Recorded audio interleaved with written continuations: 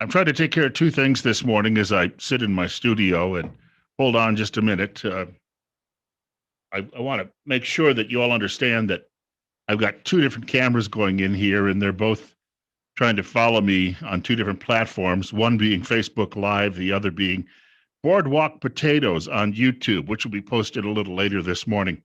But just a couple of things I wanted to mention as we get started. There's been a lot of talk about election fraud, no kidding. And here's my take on all of this.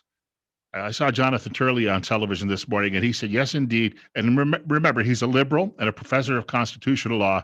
He says this is legit, even though mainstream media is trying to dismiss it.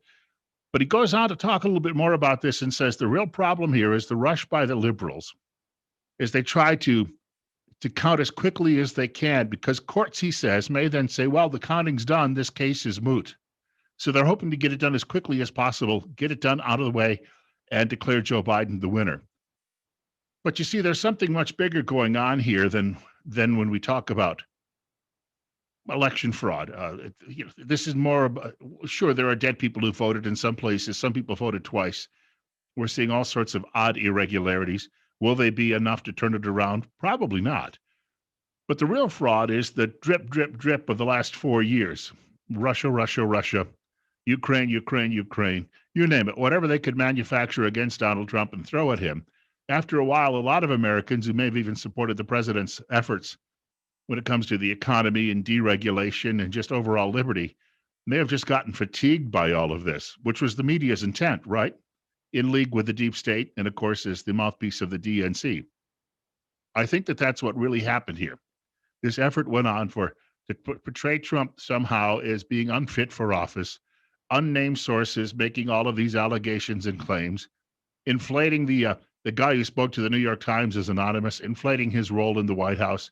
Turned out it wasn't much of a role at all, and he had very little contact with the president. The story about the president misbehaving while he was in France, honoring those who are dead in American cemeteries there from both world wars, that turned out to be, a tempest in a teapot. But the drip, drip, drip of all of these things definitely had an impact on the president. Am I angry about it? Of course I am. I have some dark thoughts about it. But I heard the story yesterday about Steve Bannon speaking on his own show, his YouTube channel as well, where he said that he would support lopping the heads off certain deep state types and putting them up on pikes. I got to be honest with you. I like Bannon. I'm not a Bannon critic. As far as the lawsuit against him or the charges against him with his charity, it turns out most charities in their first year, will take maybe 80% of the money that comes in just to cover expenses. Bannon's only took 4%. So that's going to go away. I know people are angry and I know we're ticked off, but I got to tell you, I'm way too old to be a revolutionary. I think you can tell. White hair, white beard, paunchy gut. Just overall, I'm not going to be out there in the middle of some sort of literal battle that's going on. It's not going to happen. And a great many of us are probably in that situation too. So what do we do? Well, you gird yourself and you prepare for 2022 and 2024 and your local elections next year. All of these things are still coming up, and we have to move forward. You can't just. There's a great line, speaking of battles, in the movie about the invasion of Normandy, The Longest Day. Robert Mitchum is playing a colonel. This is playing a real guy, by the way. It's not a fictional character, and he reminds that there's only two ways off the beach: when they take you off dead, or if you advance and move forward. And so we can't just sit on the beach at this point and complain and the like. What we have to do is we have to go forward. We have to, and I don't have a problem with getting in their faces either. Maxine Waters has recommended they do that to us. Disturb us while we're having our dinner, chant outside our homes. If it's good for them, it's good for us. I look at it that way. The other aspect of all of this is the American people have not yet got a real glimpse of Joe Biden. Why?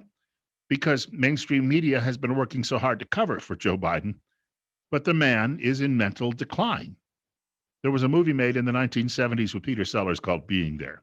Sellers is a gardener, and he's a little touched. In other words, there's not much going on here. But he's mistaken for being some great genius with things that he says about gardening. People believe they're metaphors. And at the end of the movie, they're talking, some of the deep state types, about who they might put up for president. and they start talking about him as he wanders away from this funeral where they're all talking. And he wanders down to a pond and he walks out on the water, and then he takes his umbrella, dips it in, and measures the water, even though he's not sinking, by the way. Very strange ending to a movie. But all he does whenever anyone talks to him is what do you like to do? And he'll say, I like to watch. All he does is watch television. That's all he's ever done. Garden and watch television, game shows and the like. And it's just, there's nothing up there. And when the American people get a real indication of what that's all about, and the Hunter Biden story will eventually have to be picked up by mainstream media as well. And when they get an idea of the level of corruption, they're going to find out. Right now, the Trump voters know we've been misled. We've been lied to by media. That media is, as Donald Trump has called it, fake news, which is sort of a catch-all way to put it. But I got to be honest with you. When all of these other things start coming out, and a lot of Americans who decided they'd cast their lot with Joe Biden suddenly say, hey, how come they didn't tell me about this guy? Then we're going to have a reckoning in this country. I got to run. I've got a show coming up in 5 minutes on News Radio 1310 KLIX and newsradio1310.com. In my time, anyway. I'm recording this, obviously, in real time. 5:55 a.m. Mountain Time right now on Friday morning on November 6th. And we still don't have a declared winner. That may happen today, and then we'll go off to the courts and we'll do all of those things. If you're watching on YouTube, click on the subscribe button and leave any comments in the comments section below. And if you're watching on Facebook, feel free to tell people about our YouTube broadcast too, because I don't get any money for doing this on Facebook. If we can get to a certain number of subscriptions, I can start getting some money out of this deal, which I call that the William R. Colley Jr. Retirement Fund. All right. We'll see all of you a bit later.